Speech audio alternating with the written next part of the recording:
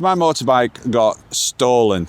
Now, there were two thefts, in my opinion. First one was the theft of the motorbike, and the second one was how the system, I feel, has robbed me. I'm going to explain exactly what I mean by that as we go through the video. But first of all, let's talk about the insurance, okay? Yes. Last week we dealt with the police stuff. I'm not going to go any more into that. Said what we needed to say there. But the insurance. Now, the insurance, what happened was when I found out that the bike was stolen, I rung the insurance pretty much straight after the police. Instantly.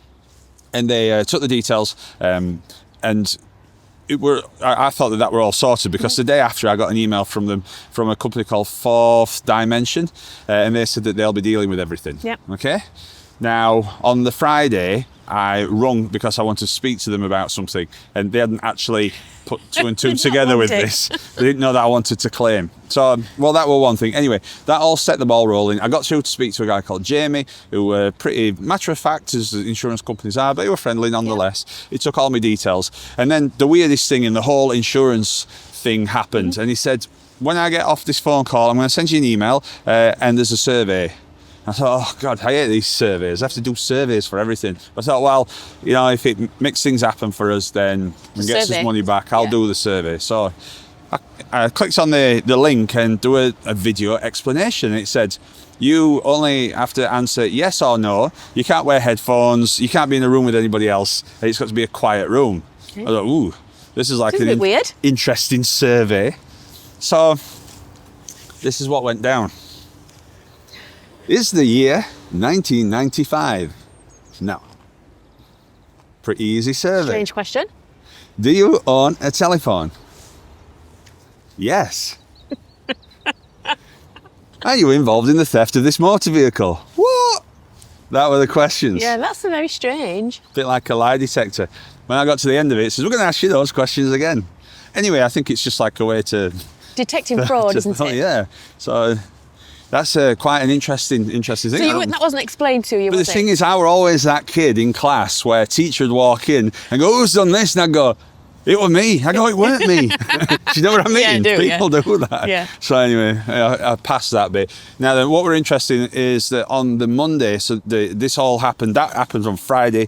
On the Monday after the weekend, the valuation guy got in touch with me, says we've been doing some things. So I sat down, I thought, I've heard horror stories about insurance companies. He said the value of the Royal Enfields Super Meteor 650 have gone up. They've gone up in price. Well, that's great.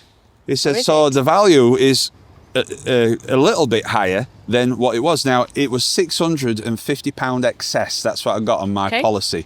Because I'm a new rider, I put it higher because I wanted to try and keep my premium down. And I'll come to my premium in a bit.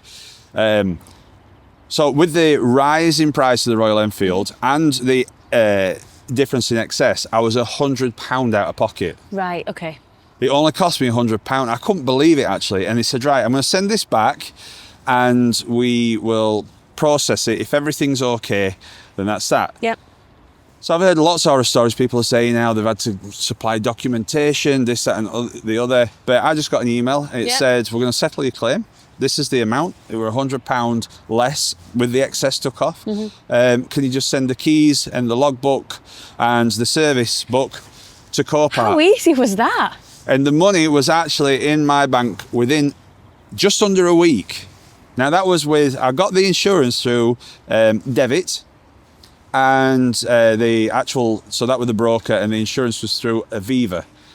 As far as my experience with the insurance, I cannot fault that. You know, very good. Yeah. It were a really quick payout. So why do I feel robbed twice? Interesting question. Well, I've had to make some notes because this is quite detailed. So when I was dealing with the theft, we got past lots of info from you guys. Thank you. You know, you helped us out. And I do want to say this because, and I will say this, you know, from serving and retired police officers as well, they did get in touch with us and they pointed us in the right direction. A lot of them, and we're not going to mention any names, so they're not going to get in trouble, but they said that the service that we received was substandard and that's not how it should go. They also pointed out operational difficulties, which are bigger than I think a lot of people realise. Yep. But in this case, there was more than just the operational difficulties, I think. So I wanted to know, basically, you know, how much I'd paid for this service. So I've been trying to work out just how much this bike cost in total Yep. with the taxes and everything else. Because in the UK, the taxes, we pay taxes for public services and for public spending. Now, public services includes things like the roads, which we can all agree are immaculately maintained. Obviously, the NHS with the council tax and things like that for the bins, the police, the fire, the government, the MPs, and the policy that is put upon us all so that we can all live in this society. So let's talk about the real cost that nobody seems to mention. Now sit down, because this is eye-watering. I was really shocked at this, and I was shocked thought about it. Just to summarise, I didn't just lose a motorbike, I lost months of work and thousands in tax. Yes, thousands, actual thousands. Let's break down what I paid. The motorbike was £4,899. That's what I paid for it. So the price of the bike was that, and it includes VAT at 20%. And that means that £816.50 went to the government the moment that I bought it. Okay, yeah. Okay? That's the transaction fee. But that's just the start of it. And this is the bit. I always thought that people don't account for the VAT and how much goes. But to pay £4,899, I had to earn that money in the first place. Of course you did. And for the average earner, you're paying 32% in tax. So that's 20% in income tax and 12% in national insurance. So for me to pay £4,899, I had to earn £7,204 before tax.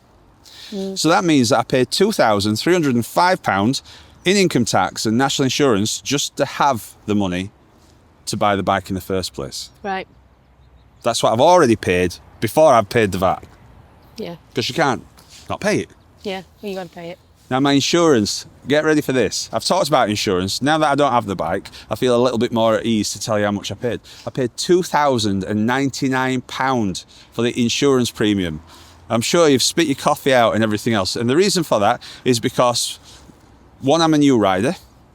Two, it's that particular model for me was sky high price. We did shop around. We shopped around, we asked everybody. I even went back and asked them to recheck it, and nobody could get it cheaper than that. And that was because of my specific circumstances. So you might be thinking, oh, do I crash cars? Have I had things stolen in the past? No, this is the first one. I've never had a crash in a car. I've got no claims bonus on the car insurance. And I've never had a vehicle stolen until now. Okay, so that's how that worked out. That doesn't mean if you're new to riding that that's going to be your quote, because I have had quotes for other bikes, more powerful bikes, and it's way less. For some reason, whether there's a glitch in the matrix or it's just that particular bike, that were high. Now, I didn't know that was the case before I bought it. No, we know now. I wouldn't have had it. Anyway, so to afford £2,099, again, I had to pay 32% tax on top of that. So that means that I paid £985 of tax and national insurance just to be able to afford... Just to insure it? £2,099, okay? Wow. But remember, there's 12% insurance premium tax, and that's £224.89. And then I had to tax the bike, vehicle, excise. Now, I think it's gone up to £117 now, but when I did it, I think the old rate was £111.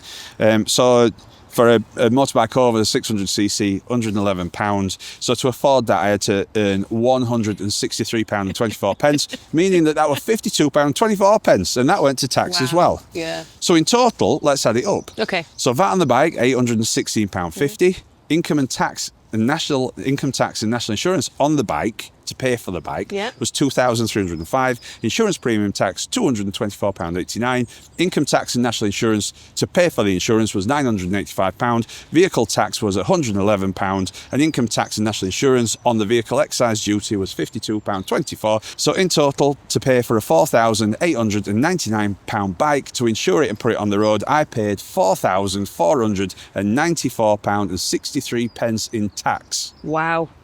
Has anybody ever worked that out for their circumstances? That's mind-blowing. So remember, that's not for the bike. That's what I paid in tax. It's pure tax. For public services. So what did I get for that? Okay, what did I get? Well, the CCTV weren't any good. So we've all paying in for that. It doesn't work. The police didn't tie the two incidents together Yep. where somebody reported it stolen. Yep. They do that. I passed a load of information across. Nothing was acted on. It wasn't always updated. It wasn't updated. The job was given to an officer not on duty. Yep. Images weren't really acted upon. Addresses weren't visited. Names weren't followed up on. Yep. Oh dear. Even though we found the bike and somebody pointed us towards it, they told us we had to go and pick it up ourselves. Somebody did actually go out the day after, and to our surprise, the bike Gone. wasn't there. And I've followed the system, Yep. and I've trusted that the system were going to protect me. From speaking to retired and serving police officers, it is a fact that the police service is cut to the bone. And we've heard all sorts of things that basically there's serving officers and they can't actually turn blue lights on because they're not trained. Yep. The priorities from the top down aren't really aligned with what the public expectation is. Yep. What I found is that both retired and serving police officers are as frustrated as we are. Yeah, they are. Yeah. So if you working on averages, Yep. if you've got an average hourly rate, Yep. that works out £17 something. After tax, it's £11.97, I Right. think. So the amount of tax that I paid for the bike in total, Yep. if I was on that rate for Yep. the average person, it'd take me 9 weeks to pay for that. And that's on just the tax you're talking about just here. the tax on a 40-hour week. So, gosh, it's taking 9 weeks to pay the tax on a £4,800 bike. Yeah, the tax. Wow. And that isn't the bike.